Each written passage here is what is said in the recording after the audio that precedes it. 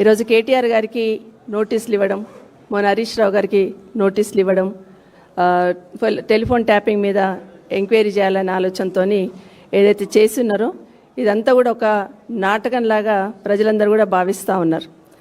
ఎందుకంటే మొన్న సర్పంచ్ ఎన్నికల్లో బీఆర్ఎస్ పార్టీ ఊహించనంత మెజార్టీ గెలుచున్నారు కాబట్టి, అంటే వాళ్ళు ఊహించనంత అసలు ఏమీ రాదు బీఆర్ఎస్ పార్టీకి అనుకున్న వాళ్ళు ఈరోజు 40% 4,000 పైచిలకు సర్పంచులు గెలుచున్నామంటే ఖచ్చితంగా ఈ ప్రభుత్వానికి వణుకు మొదలైంది. కాబట్టి రేపు మున్సిపల్ ఎలక్షన్స్ పెట్టున్నాము, మున్సిపల్ ఎలక్షన్లో కూడా బీఆర్ఎస్ పార్టీని అప్పర్ హ్యాండ్ అవుతుందేమన్న ఆలోచనతో ఈ దానికి తెరలేపడం ఒక కారణమైతే, మొన్న హరీష్ రావు గారు బొగ్గు కుంభకోణంలో ఏదైతే అవినీతిని ప్రశ్నించారో దాన్ని డైవర్ట్ చేయడానికి, దానికి సమాధానం చెప్పడానికి వాళ్ళ దగ్గర సమాధానం లేక ప్రజలోకి అది వెళ్లకుండా ఉండడానికి ఈరోజు ఫోన్ ట్యాపింగ్ది విచారణ అనేది మొన్న హరీష్ రావు గారికి నోటీస్ ఇవ్వడం, ఈరోజు కేటీఆర్ గారికి నోటీస్ ఇవ్వడం అనేది దాంట్లో భాగంగా నేను మాత్రం భావిస్తూ ఉన్నాం. ప్రజలే భావిస్తున్నారు. అంటే వాళ్ళ అవినీతిని కప్పిపుచ్చుకోవడానికి, దాన్ని డైవర్షన్ చేయడానికి మాత్రమే దీన్ని వాడుకున్నారనేది ఇప్పటికే ప్రజలే గమనిస్తూ ఉన్నారు. మామూలుగా ఏమైపోయిందంటే ఏ ఎన్నికలు వచ్చినా కూడా బీఆర్ఎస్ పార్టీని ఏదో ఒక రకంగా బూచిగా చూపించాలనే ప్రయత్నం చేస్తున్న విషయాన్ని ప్రజలు ఇప్పటికే గమనించున్నారు. కాబట్టి ఈ మున్సిపల్ ఎలక్షన్లో కూడా లబ్ధి పొందాలంటే ఏదో ఒకటి చేయాలి కదా అనే ఆలోచనతో సిట్ని ఒక శిఖండిలాగా వాడుకుంటున్న విషయాన్ని ప్రజలు గమనిస్తూ ఉన్నారు. ఎందుకంటే ఏ విధంగా అయితే ఈ ప్రభుత్వం నక్కజిత్తుల రాజకీయం చేస్తూ ఉందో అది ప్రతి దాంట్లో గమనిస్తున్నారు. పార్లమెంట్ ఎన్నికల్లో గమనించున్నారు, సర్పంచ్ ఎన్నికల్లో గమనించున్నారు, ఇప్పుడు మున్సిపల్ ఎన్నికల్లో కూడా అదే గమనిస్తూ ఉన్నారు. ఫోన్ ట్యాపింగ్ విషయం కానీ, కాళేశ్వరం పైన విచారణ అని ఇది ఏదో ఒక రకంగా బీఆర్ఎస్ పార్టీకి సంబంధించిన నాయకులను విచారణకు పిలుస్తూ సాగదీస్తూ ఈరోజు రేవంత్ రెడ్డి గారి ప్రభుత్వం ఒక రాక్షసానందం పొందుతుంది అనేది వాస్తవం. ఎందుకంటే 2 రోజుల కిందట హరీష్ రావు గారికి మళ్ళీ ఇప్పుడు ఇచ్చారంటేనే దాంట్లో ఒక రకమైన కక్ష సాధింపు అనేది స్పష్టంగా కనిపిస్తూ ఉంది. కాంగ్రెస్ పార్టీకి సంబంధించిన వాళ్ళ నాయకురాలు సోనియా గాంధీ గారికి రాహుల్ గాంధీ గారికి నేషనల్ హెరాల్డ్ విషయంలో నోటీసులు ఇస్తే గల్లీ నుండి ఢిల్లీ దాకా హంగామా చేశారు. అది కక్ష సాధింపు అన్నారు, వేధింపు అన్నారు. మరి ఇప్పుడు మీరు చేస్తున్నది ఏంటి? ఇక్కడున్న బీఆర్ఎస్ పార్టీని మీరు వేధిస్తున్నారా, కక్ష సాధిస్తున్నారా అనేది స్పష్టంగా అర్థమవుతోంది. మీకు ఒక నీతి, ఇక్కడున్న వాళ్ళకు ఒక నీతి అనేది ప్రజలు గమనిస్తూ ఉన్నారు. సోనియా గాంధీ గారి మీద రాహుల్ గాంధీ గారికి నోటీసులు ఇస్తేనేమో వేధింపు, కక్ష సాధింపు. అదే పని మీరు ఇక్కడ చేస్తేనేమో అది విచారణలో భాగంగానే కక్ష సాధింపు కాదా? ఒకసారి ఆలోచించమని కోరుతా ఉన్నాను. ఇదే కాకుండా రాష్ట్రంలో ఎవరిని అడిగినా చెప్తారు ఏం జరుగుతుంది ఇక్కడ అంటే, ప్రజల ఓట్లతో గెలిచి ప్రజల పాలన అందిస్తామని అధికారంలోకి వచ్చి ప్రజాపాలన పేరుతో వచ్చిన మీరు కాంగ్రెస్ పార్టీ వాళ్ళు ఈరోజు బీఆర్ఎస్ పార్టీని వేధించడానికి మాత్రమే పనిచేస్తుందని స్పష్టంగా అర్థమవుతుంది. ఇది ప్రజాపాలన కాదు, ప్రతీకార పాలన లాగా సాగుతుంది అనేది ప్రజలు ఇప్పటికే అర్థం చేసుకున్నారు. 2 సంవత్సరాలను ఒక్కసారి వెనక్కి తిరిగి చూస్తే ఏం చేసింది ప్రభుత్వం అని ఆలోచిస్తుంటే విచారణల పేరుతో కాలయాపన చేస్తున్నారు. కాళేశ్వరం అన్నారు. కేసీఆర్ గారిని ఎట్టి పరిస్థితులలో వారిని దిగజార్చాలి, వారి పేరుని తక్కువ చేయాలి, వారి స్థాయిని తగ్గించాలన్న ఆలోచనతో కాళేశ్వరం లాంటి ప్రాజెక్ట్ని, ఎందుకంటే ప్రపంచంలోనే అతి ఎత్తైన లిఫ్ట్ ఇరిగేషన్ అలాంటి ప్రాజెక్ట్ని అదేదో కూలిపోయిందని చూపించాలనే శతవిధాల ప్రయత్నం చేసి దానివల్ల రైతులకు ఎంత నష్టమవుతుందన్న ఆలోచన ప్రభుత్వం చేయలేదు. కానీ దాని పేరుతోని కేసీఆర్ గారిని ఏ విధంగా చిన్నతనం చేస్తాము, కేసీఆర్ గారిని ఏ విధంగా అవమానం చేస్తాము, కేసీఆర్ గారిని ఏ విధంగా విచారణకు రప్పిస్తామనే ఆనందాన్ని, రాక్షసానందాన్ని దాంట్లో పొందున్నారు ఈ ప్రభుత్వంలో ఉన్న పెద్దలు. అట్లాగే ఫార్ములా ఈ కార్ రేస్, దానివల్ల ఏమైంది రాష్ట్రానికి? ఈ కార్ రేసింగ్ పెట్టినప్పుడు మన రాష్ట్రానికి చాలా గొప్పగా భావించున్నాం. చాలామంది పెట్టుబడులు పెట్టడానికి రావడం జరిగింది ఇక్కడ. కానీ దాన్ని కూడా బూచిగా చూపించి కేటీఆర్ గారిని అక్కడ ఎంక్వైరీ పిలిచిన విషయాన్ని ప్రజలు గమనించున్నారు. అది ఒక మంచి పని చేసినా కూడా అక్కడ కూడా వేలెత్తి చూపించి ఏదో దోషిగా చూపించే ప్రయత్నం చేస్తున్నారు. విద్యుత్ పైన ఏం జరిగింది రాష్ట్రంలో? 24 గంటల పవర్ తీసుకురావడానికి కేసీఆర్ గారు ఒక యజ్ఞంలాగా చేసి 7 గంటలు ఉన్న పవర్ని 24 గంటలు ఈరోజు ఒక క్షణం కూడా పోకుండా పవర్ని చేస్తున్నారంటే దాని వెనకాల ఎంతో కృషి చేస్తే దాంట్లో కూడా అవినీతిని వెలికితేయాలనే ప్రయత్నం, శతవిధాల ప్రయత్నం చేసిండ్రు అనేది ఇప్పటికే ప్రజలందరికీ కూడా అర్థమైపోయింది. చివరికి ఔటర్ రింగ్ రోడ్ పైన కూడా ఏదో అవినీతి జరిగిందనే బూచిని చూపించే ప్రయత్నం చేస్తున్నారు. ఇవన్నీ కూడా ప్రజలకు విడమర్చి చెప్పి ఏదో ఒక రకంగా చేయాలి, కేసీఆర్ గారు నిశాన లేకుండా చేయాలన్న ఆలోచనతో మీరు చేస్తున్న ప్రయత్నం ప్రజలందరూ ఇప్పటికే గమనించున్నారు. ఇదంతా కూడా వాళ్ళు పాలన చేయడం చేతగాక గత ప్రభుత్వంలో ఉన్న కేసీఆర్ గారి మీద, కేటీఆర్ గారి మీద, హరీష్ రావు గారి మీద నిందమోపే ప్రయత్నం చేస్తుండనేది ప్రజలు ఇప్పటికే గమనించున్నారు. అన్నిటికన్నా ముఖ్యంగా 2 సంవత్సరాల నుండి ఈ రాష్ట్రంలో జరుగుతున్న తతంగం అంతా, ఒకటి మూసీ బ్యూటిఫికేషన్ అన్నారు, దాంట్లో జరుగుతున్న అవినీతి ఏంటనేది మా నాయకులు వెలికి తీసి బయటికి చెప్పున్నారు. అదేవిధంగా హిల్ట్ పాలసీ తీసుకొచ్చారు, దానివల్ల ఆ భూములతో ఎంత అవినీతి జరుగుతుంది, పరిశ్రమలు ఏ విధంగా తరలిపోతాయి అనేది గట్టిగా ప్రజలకు వివరించి చెప్పే ప్రయత్నం చేశారు. గచ్చిబౌలి భూములు తీసుకున్నారు, దానివల్ల ఆ యూనివర్సిటీకి ఎంత నష్టం జరుగుతుంది, దాన్ని కాపాడుకోవాలని గొంతెత్తింది బీఆర్ఎస్ పార్టీ. అట్లాగే సింగరేణి కుంభకోణంలో, బొగ్గు కుంభకోణంలో ఏ విధంగా బొగ్గు కుంభకోణం జరిగింది అనేది వెలికి తీసిన మరుక్షణం, ఏ విధంగా జరిగింది, ఎక్కడ తప్పు జరిగింది అనేది వెలికి తీసిన మరుక్షణం ఇమీడియట్గా సిట్ నోటీసులు ఇస్తూ ఈ ఫోన్ ట్యాపింగ్ది వెలికి తీసుకొచ్చి మీ దగ్గర జరుగుతున్న ప్రభుత్వంలో జరుగుతున్న విచ్చలవిడి అవినీతికి అడ్డుకట్ట వేయాలనేది అయితే బీఆర్ఎస్ పార్టీకి సంబంధించిన నాయకులు హరీష్ రావు గారు, కేటీఆర్ గారు చేశారు. వారిని ఇబ్బంది పెట్టాలనే ప్రయత్నంలో వారిని టార్గెట్ చేసి ఈ వేధించి రాక్షస ఆనందం పొందుతుందనేది వాస్తవం. ఒకటి మాత్రం వాస్తవం, కాంగ్రెస్ పార్టీ ప్రభుత్వంలో ఉన్న పెద్దలకి వారి దృష్టి అంతా కేసీఆర్ గారు, కేటీఆర్ గారు, హరీష్ రావు గారి మీద ఉంటే మా దృష్టి అంతా కూడా ప్రజలకు మీరు ఇచ్చిన హామీలపైన ఉంటుంది, మీరు చేస్తున్న అవినీతి పైన ఉంటుందని మాత్రం గుర్తు చేస్తూ ఉన్నాను. ఇక సిట్ విషయంలో సిట్ వేస్తున్నారు కదా, నేను కూడా ఈ ప్రభుత్వం కాదు పోలీస్ అధికారులను కోరుతా ఉన్నాను. ఎందుకంటే మొన్న ఒక పేపర్లో చదివాను నేను, సిట్ అనేది ముఖ్యమంత్రికి సంబంధం లేకుండా అధికారులే వేస్తున్నారన్నారు. కాబట్టి నేను కూడా అధికారులను అడుగుతా ఉన్నాను, మరి ఇప్పుడు సిట్ వేయండి. మంత్రుల పంపకాల మీద గొడవ జరుగుతుంది, ప్రతిరోజు పేపర్లు వస్తుంది, దాని మీద సిట్ వేయండి. మంత్రులు కూడా మా ఫోన్లో ట్యాప్ అయినాయి అంటున్నారు, దాని మీద సిట్ వేయండి. పారిశ్రామికవేత్తలను గన్ను పెట్టి బెదిరిస్తున్నారు, దాని మీద కూడా సిట్ వేయండి. ఈ ప్రభుత్వం వచ్చిన తర్వాత పేదల భూములను విచ్చలవిడిగా లాగేసుకుంటున్నారు, దాని మీద కూడా సిట్ వేయండి. ఎందుకంటే మీకు ముఖ్యమంత్రి గారి పర్మిషన్ అక్కర్లేదు కదా. నిన్నగాక మొన్న ఒక పేపర్లో చదివాను, సిట్ వేస్తున్నారు, ముఖ్యమంత్రి గారు నోటీసులో లేకుండానే సిట్ వేశారు అధికారులు అని చెప్పినారు. కాబట్టి మీరు కూడా సిట్ వేయండి అని కోరుతా ఉన్నాను. ఇదే కాకుండా ఈరోజు ఫోన్ ట్యాపింగ్ మీద ఇంత గోల చేసి హంగామా చేస్తూ ఉన్నారు. అసలు ఫోన్ ట్యాపింగ్ అనేది గతంలో ఉందా లేదా? కేసీఆర్ గారు వచ్చిన తర్వాతనే ఫోన్ ట్యాపింగ్ విషయం వచ్చిందా? ఇది తప్పకుండా చెప్పాలి. మరి గౌరవ ముఖ్యమంత్రి గారిని కూడా నేరుగా అడుగుతా ఉన్నా, మరి ఇప్పుడు ఫోన్ ట్యాపింగ్ జరుగుతుందా, జరుగుతలేదా? అసలు ఫోన్ ట్యాపింగ్ ఎందుకు చేస్తున్నారు, ఎందుకు చేస్తారు? అసలు పోలీస్ డిపార్ట్మెంట్లో ఒక వింగ్ సైలెంట్గా పనిచేస్తూ ఉంటుంది, దేశ భద్రత కోసం కానీ రాష్ట్ర భద్రత కోసం కానీ ఆ వింగ్ సైలెంట్ పనిచేస్తుంది. మీరు దీని మీద ఇంత పబ్లిసిటీ చేశారు కదా, రేపు రాష్ట్రానికి ఏమైనా హాని తలపెట్టాలన్న ఏ ఉగ్రవాదులైనా కూడా రేపు ఫోన్లో మాట్లాడుకుంటారా? ఈ రాష్ట్రంలో ఫోన్ ట్యాపింగ్ ఉంటుంది అని ఫోన్లో మాట్లాడుకోవడానికి అవకాశం ఉంటుందా? ఇది ఎవరికి నష్టం చేస్తుంది అనేది ఒకటి గుర్తుపెట్టుకోవాలి. ఇంకొక మాట మీరు చెప్తా ఉన్నారు, ఈరోజు హరీష్ రావు గారికో కేటీఆర్ గారికో ఫోన్ ట్యాపింగ్లో సంబంధం ఉంది అంటున్నారు. అసలు సిట్ వేస్తేనే ఈ రాష్ట్రంలో సిట్ వేస్తేనే ముఖ్యమంత్రి గారి నోటీసులో లేదని చెప్తున్నా మీరు. మరి ఫోన్ ట్యాపింగ్ అనేది మంత్రుల వరకు వస్తుందా? మంత్రులు ఆదేశిస్తే ఫోన్ ట్యాపింగ్ జరుగుతుంది అనేది దయచేసి గమనించమని కోరుతా ఉన్నాను.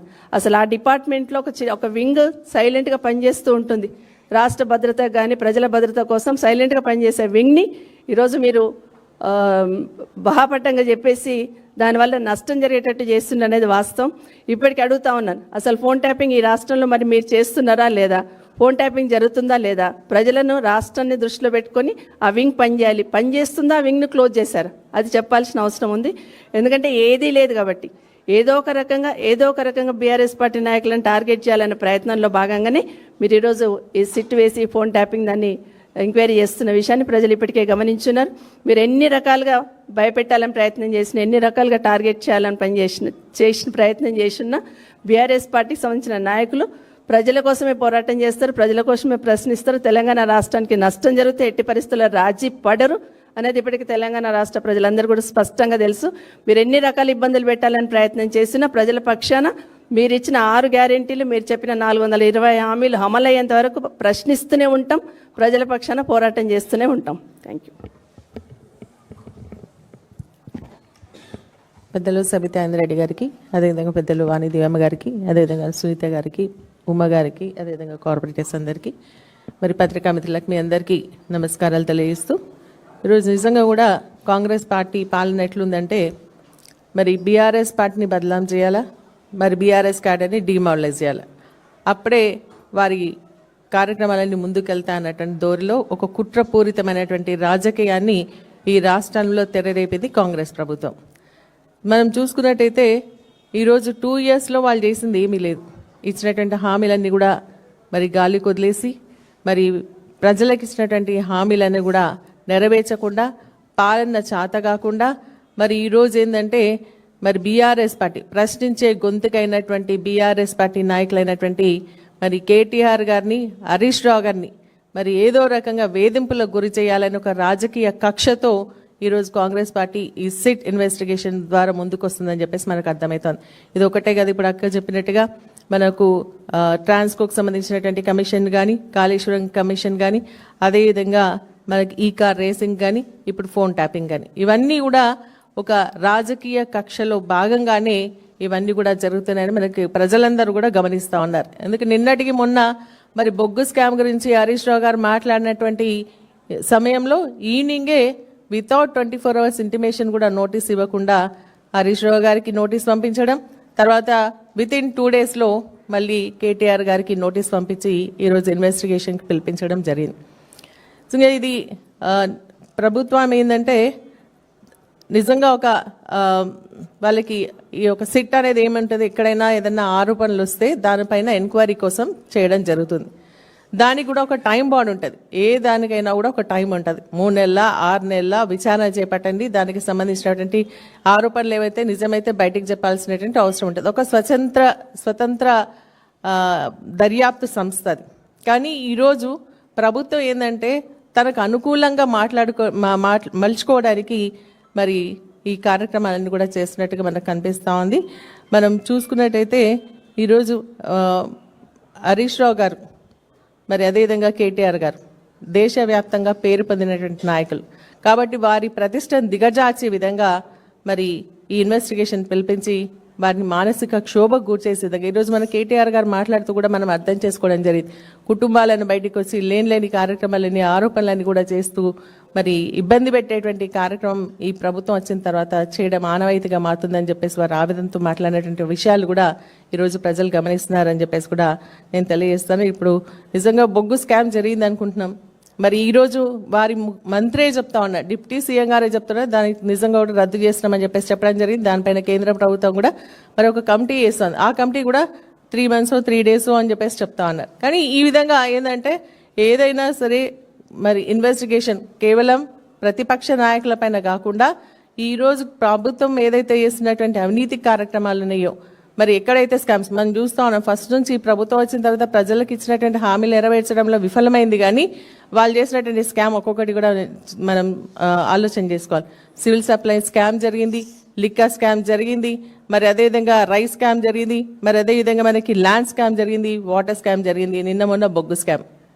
ఇవన్నిటిపైన సిట్ మరి ఏదైతే ఇప్పుడు దర్యాప్తు ముఖ్యమంత్రి గారు చెప్పినట్టుగా నాకేమో సంబంధం లేదు, వాళ్ళే అధికారులు వేసుకున్నారని అంటే మరి ఈ స్కామ్ పైన కూడా ఇమీడియట్గా మరి సిట్ని ఏర్పాటు చేసి విచారణ జరిపించి మరి ప్రజలకు నిజానిజాలు తెలిసి చెప్పాల్సినటువంటి అవసరం ఉందని చెప్పేసి కూడా నేను తెలియజేస్తూ మరి ప్రజలంతా కూడా గమనిస్తూ ఉన్నారు. మీరు ఏంటంటే మున్సిపల్ ఎన్నికలు, అదేవిధంగా సీఎం గారు ఏంటంటే దావూద్కు పోయిన కాబట్టి తిరిగి వచ్చే వరకు ప్రజలను డైవర్ట్ చేయాలి. డైవర్ట్ చేయాలంటే ఏంటి, ప్రతిపక్షమైనటువంటి హరీష్ రావు, కేటీఆర్ గారి మీద ఇటువంటి ఎంక్వైరీలు చేస్తుంటే ప్రజలు డైవర్ట్ అవుతారన్న ఆలోచనతో మరి కార్యక్రమం చేసినట్టుగా కనిపిస్తుంది. కేవలం రాజకీయ కక్ష సాధింపు చర్యగా మేము భావిస్తాము. మాకు చట్టాలపైన గౌరవం ఉంది, న్యాయస్థానం పైన నమ్మకం ఉంది. కాబట్టి ఈరోజు విచారణకు మరి మొన్న హరీష్ రావు గారు కానీ ఈరోజు కేటీఆర్ గారు కూడా మరి వెళ్ళడం జరిగిందని చెప్పేసి తెలియజేస్తూ మీరు ఎన్ని కుట్రలు పనినా కూడా మొన్న స్థానిక సంస్థ సర్పంచ్ ఎన్నికల్లో ఏ విధంగా అయితే బీఆర్ఎస్ పార్టీ అధిక స్థానాలు గెలుచుకోవడం జరిగిందో, మళ్ళీ రేపు జరగబోయేటువంటి మున్సిపల్ ఎన్నికల్లో కూడా మరి బీఆర్ఎస్ పార్టీ ఖచ్చితంగా మెజారిటీ స్థానాలు గెలుచుకుంటుంది. కేసీఆర్ గారి పైన నమ్మకం ఆ విధంగా ప్రజల్లో ఉంది అని చెప్పేసి కూడా తెలియజేస్తూ మరి థ్యాంక్ యూ.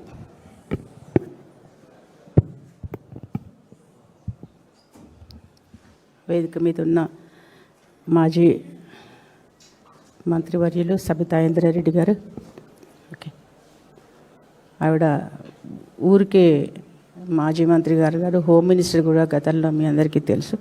ఆవిడ క్షుణ్ణంగా లా అండ్ ఆర్డర్ బాగా తెలుసు. అలాగే సునీత గారు, ఉమా గారు, మీడియా మిత్రులకి ముందుగా శుభోదయం.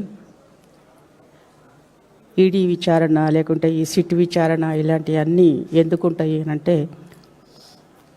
స్పెషల్లీ ఈ విచారణ అనేది అసలు ప్రైమరీలే used for government for national security, anti terrorism and criminal investigations కోసం మాత్రమే ఒక సైలెంట్గా పనిచేసే ఒక వింగ్, ఒక డిపార్ట్మెంట్లో సైలెంట్గా పనిచేసే ఒక వింగ్. దేనికోసం? నేషనల్ సెక్యూరిటీ ఆర్ రాష్ట్ర సెక్యూరిటీ గురించి. మరి దీన్ని ఒక బజార్లో పెట్టేసి దాన్ని సీక్రెసీ అందరికీ దాన్ని డైల్యూట్ చేసి దాని శాంటిటీ పోయి దాన్ని డైల్యూట్ చేస్తున్నారు. ఇది కరెక్ట్ కాదని నేను మరొకసారి విన్నవించుకుంటున్నాను. ఇంట్లో ఒక మామూలుగా ఒక కుటుంబంలో 4 పని చేసుకుంటే ఎంప్లాయీస్ ఉంటేనే ఇంటి పెద్దకు తెలవాలి ఎవరు ఇంటి కోసం మంచిగా పనిచేస్తున్నారు, ఇంటి కోసం అగెనిస్ట్గా ఎవరు పనిచేస్తున్నారు. తెలియకుంటే ఏమవుతుంది? ఆ ఇల్లు అయిపోతుంది, కూలిపోతుంది. అట్లాంటిది ఒక రాష్ట్రానికి మరి ఎవరు టెర్రరిస్టులు, ఎవరు మంచివాళ్ళు, ఎవరు ప్రజల సమస్యలు తీస్తున్నారు, నిజంగానే వాళ్ళు అగెనిస్ట్గా పనిచేస్తున్నారా, ప్రజల కోసం నిజంగానే మంచిగా పనిచేస్తున్నారా అని వాళ్ళు సీక్రెట్గా గూఢాచారి వ్యవస్థ అన్నది ఇప్పటి కాదు, ఎప్పుడో మనం కాళిదాసు కాళ్ళల్లోనే, మనం కౌటిల్యుని కాళ్ళల్లోనే మనం విన్నాం. ఒక గూఢచారి వ్యవస్థ లేకపోతే ఆ ఇన్ఫర్మేషన్, మంచి ఇన్ఫర్మేషన్ రాజు గ్రహించకపోయేది ఉంటే ఆ రాజ్యాలు కూలిపోయినాయి, చరిత్ర చెప్తూనే ఉంది. మరి ఇది ఒక part and parcel of the department, police department. ఇది ఇండిపెండెంట్గా పనిచేస్తుంది, వాళ్ళు రిపోర్ట్ చేస్తారు అంతే. వాళ్ళు క్షుణ్ణంగా పరిశీలించి క్షుణ్ణంగా ఇన్వెస్టిగేషన్స్ చేసుకుని వాళ్ళు ఎప్పటికప్పుడు రాష్ట్రంలో జరుగుతున్న మంచి చెడ్డల గురించి ఆ గవర్నమెంట్ చీఫ్ అంటే మన ముఖ్యమంత్రి గారు కావచ్చు, మిగతా మంత్రులు, కన్సర్న్ మినిస్టర్ వాళ్ళకి చెప్తుంటారు, ఇన్ఫర్మేషన్ ఇస్తుంటారు, ఫీడ్బ్యాక్ ఇస్తుంటారు. దాన్ని బట్టి క్షేమంగా ఉన్నామా, మనం క్షేమంగా లేవా అనే సంగతి రాజు దృష్టికి తేవాలి. సో అలాంటి వ్యవస్థను బాగా నిర్వీర్యం చేసి, డైల్యూట్ చేసి, ప్రజలలో అంత ఒక చీపుగా అయిపోయేటట్టుగా ఒక చిన్న, అది పెద్ద ఆయుధం అసలు. అయితే ఆ ఆయుధాన్ని నిర్వీర్యం చేస్తున్నారు. ఇది బాగా విచారించదగ్గ విషయంగా నేను భావిస్తున్నాను. అలాగే ప్రతిసారి కూడా ఎన్నికల ముందర ఏ చిన్న ఎన్నికలైనా కూడా ప్రతిపక్ష పార్టీని డిస్టర్బ్ చేస్తారు. డిస్టర్బ్ అంటే ఏంటి? మరి ముఖ్యమైన నాయకుల్ని అరెస్ట్ చేయడము, ముఖ్యమైన నాయకుల్ని వాళ్ళని ప్రశ్నించడము, ఈ సిట్ అని ఇవన్నీ రకరకాల ఆపాదించి వాళ్ళను డిస్టర్బ్ చేసేటప్పటికి మనం అందరం కూడా ఎమోషనల్ అవుతాం. క్యాడరు, తర్వాత కార్యకర్తలందరూ కూడా, మరి పార్టీ కోసం పనిచేస్తున్న అభిమానులందరూ కూడాను మరి తప్పకుండా డిస్టర్బ్ అవుతారు. ఆ డిస్టర్బెన్స్ అంటే డైవర్ట్ అయిపోతుంది. మనం వెళ్ళి ఊళ్ళలో ప్రచారం చేసుకుందామా అనుకున్న సమయంలో ఒకరోజు మొన్న పోయింది, హరీష్ రావు గారిని ఇట్లనే ప్రశ్నిస్తామని రోజంతా వేస్ట్ చేసినారు. అట్లాగే మరి ఇవాళ కూడా తీసుకెళ్ళిపోయినారు. దీనివల్ల ఎవరికి లాభం? ప్రజాపాలన అంటున్నారు, కానీ ఎంతసేపు ప్రతిపక్షం మీద కక్షగట్టి కక్ష సాధింపే కనిపిస్తుంది ఈ 2 ఏళ్ల నుంచి. కానీ ఎన్ని సమస్యలు ఉన్నాయి మనకు, ఆ సమస్యలు ఎప్పుడు అడ్రస్ చేస్తారు? ఇవాళ చేయాల్సినవన్నీ ఇవాళ చేయకపోయేదంటే రేపటికి 2, 3, 4 అవుతున్నాయి, అట్లా యాడ్ అవ్వకుంటూనే పోతున్నాయి. కానీ సమస్యలకు మాత్రం సమాధానాలు చెప్పడం లేదు. ఎందుకంటే విద్యా వ్యవస్థలో అనేక లోపాలు ఉన్నాయి. అలాగే రైతులకు కావాల్సిన అనేక సమస్యలు ఎన్ని పైలప్ అయిపోతున్నాయి. వాళ్ళు ఏంటో పండించడమే కాదు, పండించిన ధాన్యాన్ని కొనే దిక్కు లేదు. మొన్నంతా విన్నాం చాలాసార్లు, యూరియా కోసం ఎంత గొడవలు అవుతున్నాయి. రైతులకు కావాల్సిన అనేక విషయాలను మనం నెగ్లెక్ట్ చేస్తున్నాం. అట్లాగే చాలా విషయాలు మనకి ఇప్పుడు అన్నెసెసరీగా హైదరాబాద్ యూనివర్సిటీ ల్యాండ్ గురించి, ఒక యూనివర్సిటీకి ఒక యాంబియన్స్ ఉండాలి, ఒక ఏమంటారు, ఒక ఆక్సిజన్ ప్లేస్ ఉండాలి. పూర్తిగా కాంక్రీట్ జంగిల్ చేస్తున్నట్టుగా ఆ ల్యాండ్ గురించి కొన్ని రోజులు నడిచింది. అట్లాగే బ్యూటిఫికేషన్ అని కొన్ని రోజులు టైం పాస్ చేస్తున్నారు. ఇలా టైం పాస్ చేయడం వల్ల సమస్యలు పైలప్ అవుతాయి, కానీ అవి తగ్గిపోవు. దయచేసి ఇప్పటికైనా కానీ ఈ విషయాల గురించి క్షుణ్ణంగా గవర్నమెంట్ ఆలోచించాలి. ఇప్పటికైనా ప్రజల కోసం మనం అనుకుంటున్నాం, వెనకటి ఎప్పుడో 10, 50 ఏళ్ల కింద, 60 ఏళ్ల కింద చదువర్లు తక్కువ ఉండేవాళ్ళు, లిటరసీ తక్కువ ఉండేది. ఇప్పుడు అందరూ, ప్రతి ఒక్కరు కూడా ప్రభుత్వాల అనేక వాళ్ళ సహకారంతో చాలామంది అట్టడుగు వర్గాల వాళ్ళు కూడా బాగా చదువుకున్నారు, తెలియమీరినారు. మనం ఏదో గిమ్మికులు చేసేది ఉంటే కాలం నడవదు. వాళ్ళకు కావాల్సినవి, ప్రజలకు కావాల్సినవి మనం తప్పకుండా ఇది బాధ్యతగా భావించి వాళ్ళ సమస్యలను మనం ఎప్పటికప్పుడు పరిష్కరిస్తూ ప్రజాపాలన నిర్వర్తిస్తే బాగుంటుంది. కానీ ఇట్లా ప్రతిపక్షం మీద కక్ష తీర్చుకునే ఇది ఇక్కడ రాక్షసానందం పొందే ఇటువంటి విషయాలు ఇట్లాంటి కొంచెం తగ్గిస్తే బాగుంటుందని మీడియా ద్వారా అందరికీ తెలియజేసుకుంటున్నాను. Thank you.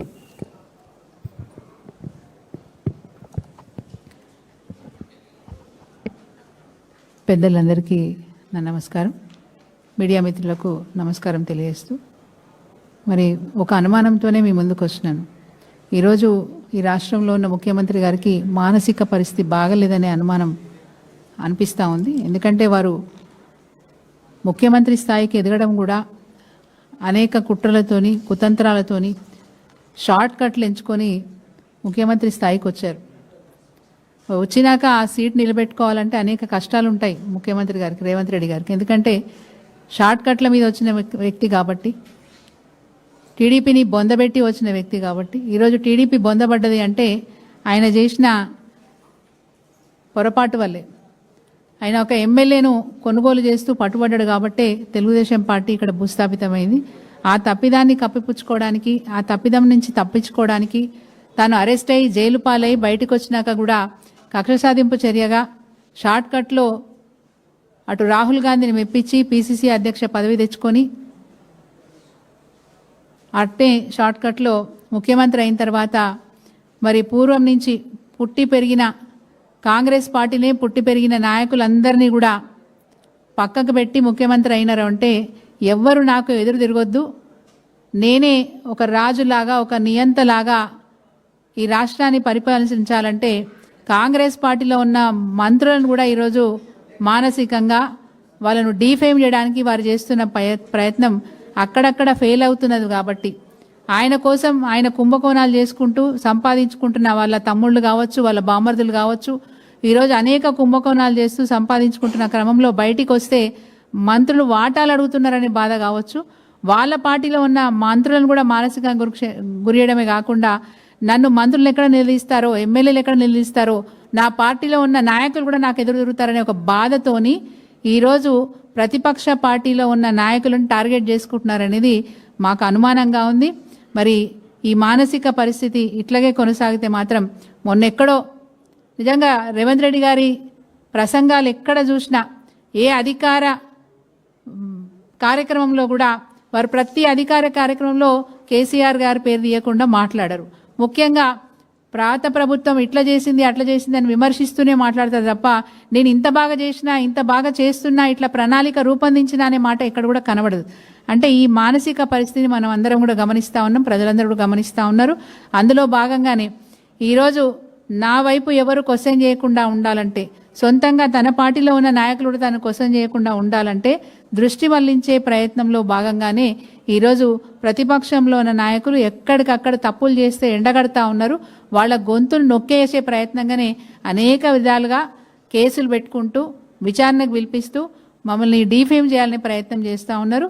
మరి ఆ డీఫేమ్లో నువ్వు ఎన్ని ప్రయత్నాలు చేసినా ఏం చేసినా, మొన్న మీరు ఒక బహిరంగ సభలో మాట్లాడిన మాటను గుర్తు చేస్తూ ఉన్నాను. బీఆర్ఎస్ పార్టీని 100 ఫీట్ల అడుగుకు బొందబెడతాను నువ్వు అన్నావు.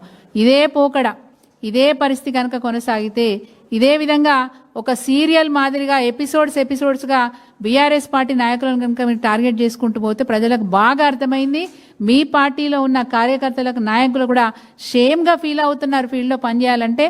ఈరోజు నేను చెప్తా ఉన్నా, బీఆర్ఎస్ పార్టీ మీద ఇదే కక్ష సాధింపు కనుక చేస్తే మేము 100 ఫీట్ల అడుగు కాదు, మీ పార్టీ 100 ఏళ్ల అడుగుకి తొక్కివేయబడుతుందని చెప్పి జాగ్రత్త, తస్మాత్ జాగ్రత్త అని చెప్పి ఈ సందర్భంగా తెలియజేస్తా ఉన్నాం.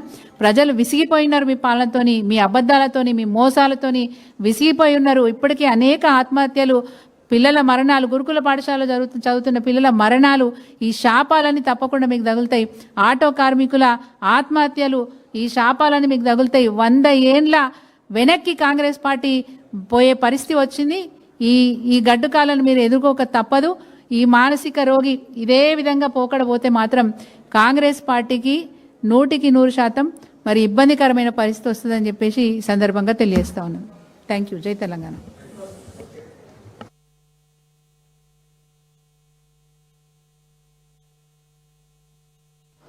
థ్యాంక్ యూ మా.